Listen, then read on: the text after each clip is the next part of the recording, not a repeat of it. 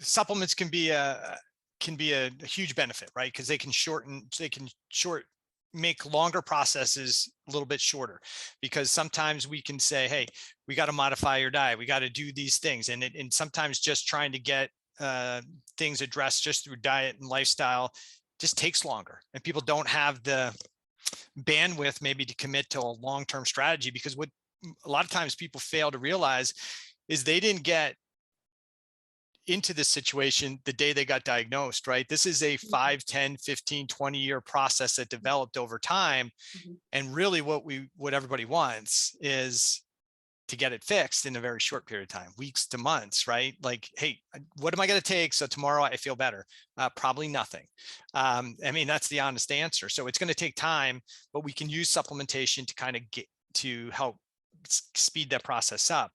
The problem where we get in trouble with supplements is when we look at supplements from a standpoint of this is low, I'm going to fill it up, right? And so we said, that's high, I'm going to give this, that'll fix it.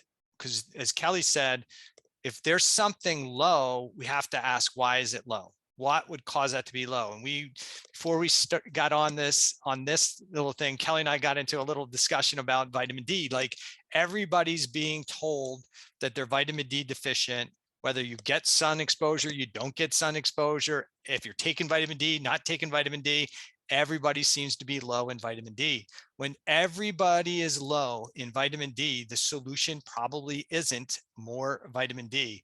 The answer is we're probably not measuring it appropriately, or we don't understand how vitamin D works appropriately. So I see it all the time. People come in and say, hey, I'm B6 sensitive, I'm this sensitive, I'm that sensitive. No, you're not. You're sensitive to it. You're not allergic to it per se. It's a term we kind of use, but you're not technically allergic to B6 because it's in everything you eat. It's there. Your body needs it. But what we often do is think that if I put B6 into the system, it's going to support the pathways that my physician saw on a test that they did, and it's only going to affect that pathway, and I'm going to feel better.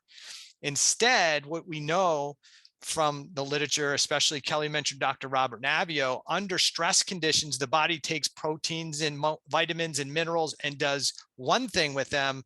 And on a low stress state, it may use those things for something else. In a low stress state, you may drive B6 and help support serotonin production, so you feel good and you sleep good and everything, life is good.